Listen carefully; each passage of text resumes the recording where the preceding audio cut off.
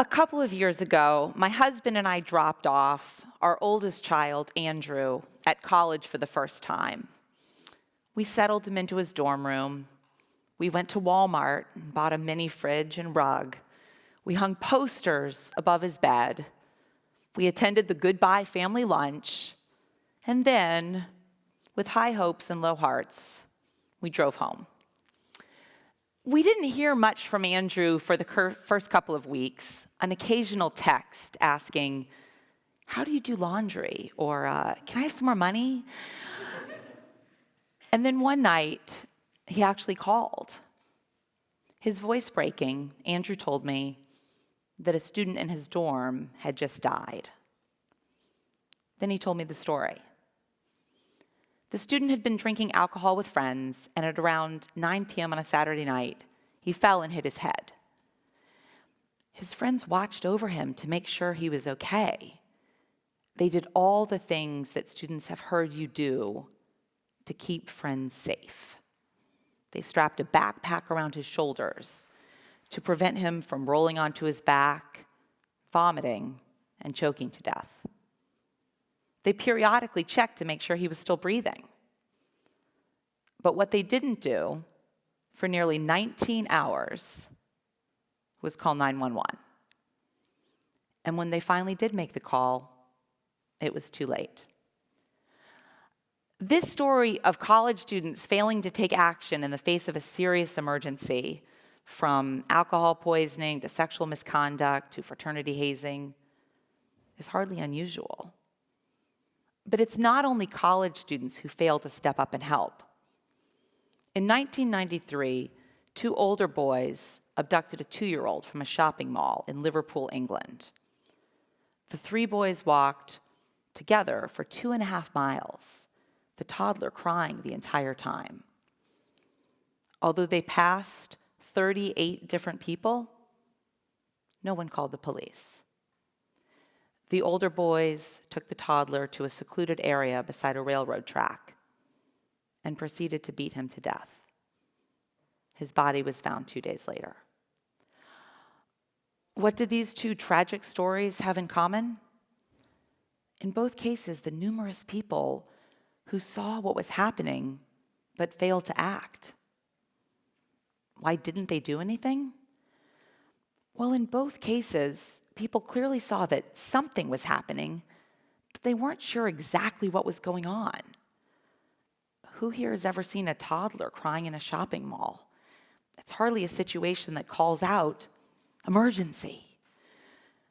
The reality is that many situations are somewhat ambiguous, and this ambiguity makes it really hard to step up and act.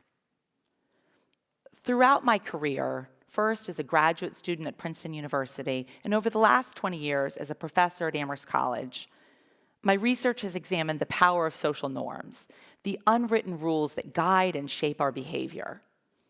We are motivated to learn and follow these rules to fit in with our social group, but we can also make crucial errors. And the more I thought about these 2 seemingly disparate examples of people failing to take action, the more I saw their inaction as rooted in the same cause: confusion about what was going on.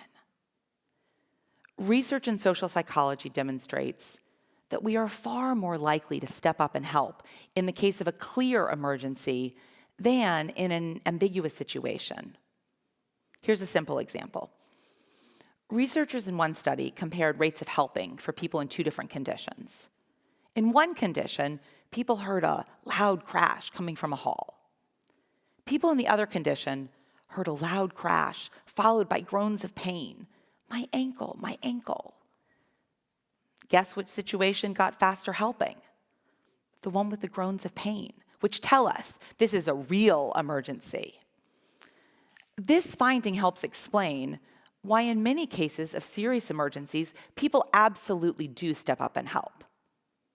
We've all heard about the outpouring of support from total strangers following serious emergencies, from the 2005 terrorist attack in the London transportation system to the 2013 Boston Marathon bombing, to the 2017 shooting from a Las Vegas hotel.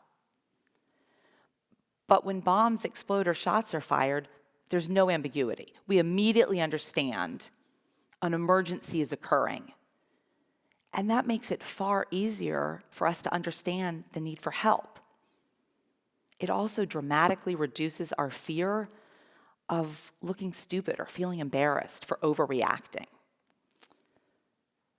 But the reality is many daily life situations lack that sort of clarity. Is that person just drunk or actually unconscious? Is that a consensual romantic encounter or a potential sexual assault? In ambiguous situations, most of us experience evaluation apprehension, meaning a fear about how our behavior will be judged by others. Our desire to do the right thing is therefore complicated because we really don't want to look stupid or feel embarrassed, and that anxiety inhibits us from acting. So what do we do in ambiguous situations?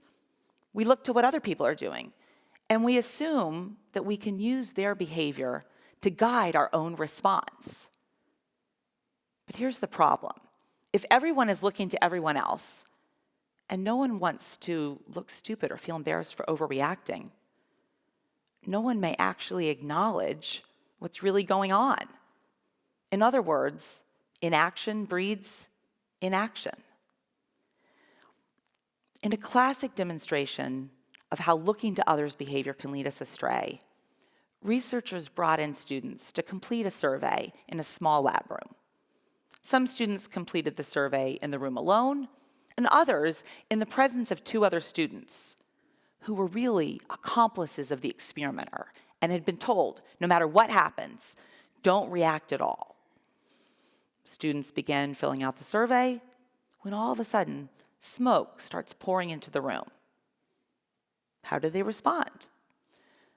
Well, as you can probably imagine, students who are alone immediately stand up and go get help. After all, smoke is a pretty clear sign that it might be fire. But what happens when students aren't alone? Remember, in this case, the other two students had been told that no matter what happens, don't react at all. So in this case, smoke starts pouring into the room, and people just keep filling out the survey. The researchers let the smoke continue to come in until it became so thick that students had to wave it away to even see the survey and keep filling it out. But even in this case, only 10% of students ever got up to go get help for the 6 minutes that the researchers let the smoke continue to pour in before calling off the study. Why did students sit in a room as it filled with smoke? When researchers later asked them, "Did you notice the smoke?" all of them admitted they had done so. But they had a variety of different non-emergency explanations for what it was. One student said they thought it was an air conditioning vent malfunctioning. Another student said it was some kind of steam. Two students wondered if maybe there was truth serum that the researchers were pumping into the lab. Students explained their failure to act by interpreting the smoke as a non-emergency because they looked to other people's behavior around them and assumed by their inaction that apparently this smoke was in fact no big deal. In this case, each person individually may privately feel that an emergency is occurring, even while publicly showing no concern at all. This situation in which people privately feel one thing, but wrongly assume that others are thinking something different, is known as pluralistic ignorance. Why does this occur? We assume that other people's behavior reflects what they're actually thinking and feeling, even though we understand that our own behavior does not. So, if the other students aren't acting as if there's an emergency, we imagine they really don't believe that an emergency is occurring. Pluralistic ignorance helps explain why we often feel more out of sync with other people than we actually are. This situation of misperceiving the factors that underlie other people's behavior versus our own Happens in all kinds of daily life situations. Here's a simple example. Who here has ever been in a classroom in which a professor said, "Do you have any questions?" And you had a question, but chose not to raise your hand? Who's been there? Right, we all have. And here's what's interesting. We all know exactly why we chose not to raise our hand. We didn't want to feel embarrassed for asking a stupid question. But here's what's weird. When you choose not to raise your hand, you know why. You don't want to feel embarrassed for asking a stupid question. But when you look around the room at all of the other people also not raising their hands, you don't think, gosh, they really don't want to look stupid. No, you think they're smart, so they just don't have any questions. So there is a case in which your behavior, not raising your hand, looks exactly the same as everybody else's behavior, not raising their hands. But you assume that this behavior is driven by entirely different factors. You choose not to raise your hand because you don't want to look stupid, and they don't raise their hands because they're smart, and so they have no questions. That's a classic illustration of pluralistic ignorance in action. Our tendency to see other people's behavior as driven by entirely different factors than our own, even when the behavior is identical, can be seen in a variety of different daily life situations. It can also have really serious consequences. In one study, my students and I examined whether this tendency to misperceive people's behavior can actually contribute to disordered eating. We asked women in their first few months of college to report what they weighed and also what they imagined the average woman at their school weighed. We found that women, on average, weigh around 130 pounds, crossed for height. And they believe that other women weigh also around 130 pounds. So this finding isn't particularly interesting or important. But when we go back to these same women a few months later, their perceptions have changed. First, the women now report having gained some weight. They weigh on average now about 135 pounds. And that corresponds with what we know tends to happen to women's weight in their first semester at college. And they know they're gaining weight. The number on the scale is a little bigger, their pants are fitting a little bit tighter. But here's what's interesting. When you ask these women, what do other women at their school weigh? They now say around 125. So as women themselves are gaining weight, they're actually thinking that other women are losing weight. And these studies are all done at residential colleges in which women are living in the same dorms, attending class together, exercising together, eating in the dining hall together. And yet, as they spend more time in the college environment, they become less accurate. Why? We believe it's because women freely talk about behavior they engage in that fits with the thinness norm that's so prevalent in our society. So women openly and regularly talk about times in which they've eaten very little. I've been so busy today, all I've had to eat is an apple. And they regularly talk about how much they've exercised. I just spent 2 hours on the treadmill. But what they don't talk about are times in which they sat alone in their dorm room eating Oreos, or were too busy to exercise at all. And this discrepancy between what women talk about doing and what they actually do leads women to believe that their own behavior, eating Oreos, failing to exercise, is totally different from other women's. And thus, they fail to recognize that other women are gaining weight just like they themselves are. But here's the most important finding. The bigger the gap between women's own weight and their perception of other women's weight, the more signs we see of disordered eating, weighing themselves, binging, purging, and vomiting. In other words, feeling different from other women has serious, even life-threatening consequences. But here's the good news, and really the entire point of my talk. Telling people about the factors that lead us to look to other people's behavior to figure out what's going on, but misunderstand the factors underlying their behavior, why other students don't raise their hand in class or talk about how much they've actually eaten, can help reduce these errors. Most importantly, Research I've conducted in collaboration with students has found that correcting these misperceptions can have real and substantial benefits. Telling college women that other women actually aren't as thin as you think they are reduces rates of disordered eating. Telling college students that their peers do struggle with mental health issues and seek help at the counseling center reduces students' stigma about seeking professional help for their own mental health disorders later on.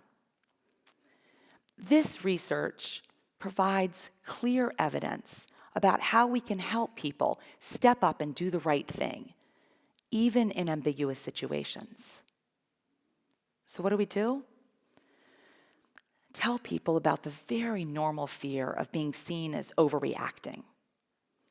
Talk about the natural human tendency we all have to look at other people to figure out what's going on. And be aware of the misperceptions that we all hold about what those around us are really thinking and feeling. In sum, understanding the psychology of inaction can help us all step up and do the right thing, even when those around us aren't, and thereby change the world. A few months ago, my husband and I dropped off our second child, Robert, at college for the first time. We went to Walmart and bought a rug and mini fridge. We hung hats above his bed. And then, before we drove home, we sat down and talked about psychology. How it's natural to look to other people's behavior to figure out how to interpret ambiguous situations. And how this tendency can lead us astray. Because I'm not hoping that Robert will become class president or captain of a sports team or valedictorian. Instead, it's my deepest hope as a mom that he won't ever wait 19 hours to call 911.